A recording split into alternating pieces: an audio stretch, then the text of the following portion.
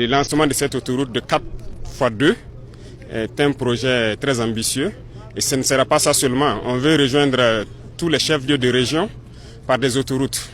Donc ce qui a fait que le projet Yako Koudougou, qu'on voulait lancer cette année même, je les ai dit donc de patienter et transformer ça en une autoroute de 2x2. Donc, Salut à tous, dans cette vidéo d'aujourd'hui, nous allons essayer de parler du lancement du projet de l'autoroute Bobo-Ouaga.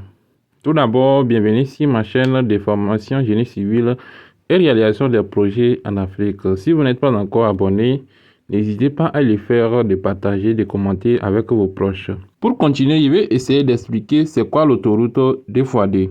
L'autoroute 2x2, c'est une route à chaussée séparée. C'est-à-dire qu'il y a deux voies qui font deux fois la même voie.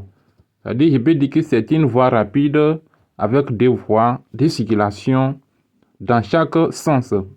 C'est-à-dire, dont 4 voies au total, qui sont séparées par une terre pleine centrale, offrant une configuration similaire à une autoroute, mais parfois avec les limitations de vitesse qui sont réduites de 110 km/h à 90 km/h et moins d'air de repos que les autoroutes classiques. Donc, nous allons comprendre que c'est une route à grande capacité conçue pour faciliter les liaisons rapides. Sans trop tarder, je vais laisser écouter l'explication du capitaine Ibrahim Traoré pour la construction de 4x2. Le 4x2 est un projet très ambitieux et ce ne sera pas ça seulement. On veut rejoindre tous les chefs-lieux de région par des autoroutes. Donc, ce qui a fait que le projet Yako Koudougou, qu'on voulait lancer cette année même, je les ai dit donc de patienter et transformer ça en une autoroute de 2x2. Donc, c'est une vision qu'on a en termes d'infrastructure routière. Ça ne va pas piétiner. Dès que c'est lancé, c'est parti. Donc, si la nuit ne tombe pas, dans quelques instants, ils vont poursuivre avec les machines. Et ça sera 24/24. Je les ai dit, il n'y a pas de délai. Je veux qu'il soit le plus rapide possible. Parce que on doit aller à un rythme infernal. Et ça, c'est important. Et c'est financé par nos fonds propres. Donc, ce qui veut dire que j'ai déjà dit au ministre des Finances de prévoir pour 2026 minimum 200 milliards qui vont être injectés dedans. Et toute personne qui peut contribuer à Faso Mebo continue de contribuer parce qu'il y a des comptes qui sont ouverts aussi. Et les villages que ça va traverser, nous invitons tout le monde à donner du sien parce qu'il y a beaucoup de choses qui peuvent être apportées, même en important de Moyolan. Vous participez à la construction de la route. Donc ça ne va pas piétiner. L'ambition, c'est que chaque chef-lieu de région soit donc joint les uns aux autres par des autoroutes. Même si ce n'est pas 4x2, des autoroutes de 2x2. C'est ça l'objectif de Ouagadougou vers les chefs-lieux de région et les chefs de région entre eux. Donc à partir d'ici, dès que les bulles vont finir le terrassement, qui est le gros travail, ils vont se diriger vers un autre chantier immédiatement. Donc le rythme sera accéléré parce que d'autres brigades sont en route et viennent. L'explication est claire et nette. La vision du capitaine pour les projets de construction routière, c'est une initiative de Faso Mebo qui vise à goudronner ou à rendre plus pratique ou bien praticable les voies et les routes, les autoroutes au Burkina Faso, ce qui va faciliter les moyens de transport routier. Écoutons la présentation du projet dans son ensemble. À avoir des grands rayons de raccordement, comme je vous le disais que nous sommes à 2,1 km de la voie du contournement, pour permettre en fait une fluidité à la sortie des villes, pour qu'il n'y ait plus ces problèmes d'embouteillage et d'accidents répétitifs. Excellence, la faune et la flore sont aussi des éléments importants pour nous, Burkinabés.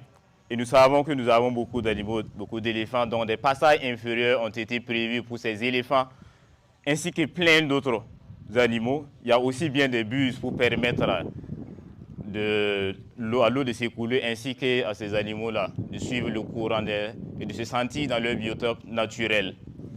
Excellence, vous n'êtes pas sans savoir que le confort des routes passe par aussi l'aménagement des aires de stationnement, des aires de repos qui constituent en fait un ensemble de parkings, de stations-service, de bornes de recharge avec l'entrée sur le marché des véhicules électriques, mais aussi de tout ce qui est, comment dirais-je, des services de secours, de police et d'intervention rapide sur ces voies à grande vitesse.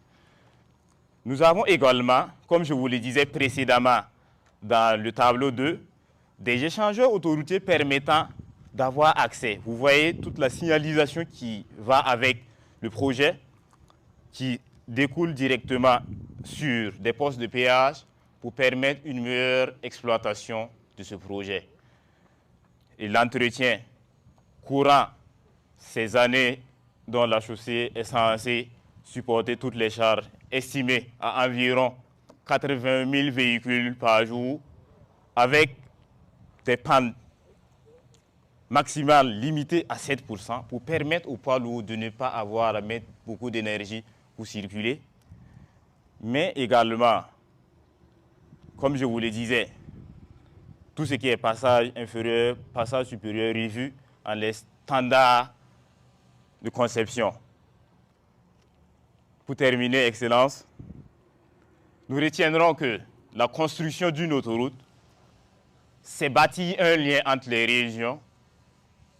Avec la présentation du chef de projet dans son initiative de la construction ou bien de la réalisation de ce projet, nous ressentons qu'il y a du sérieux dans ce travail.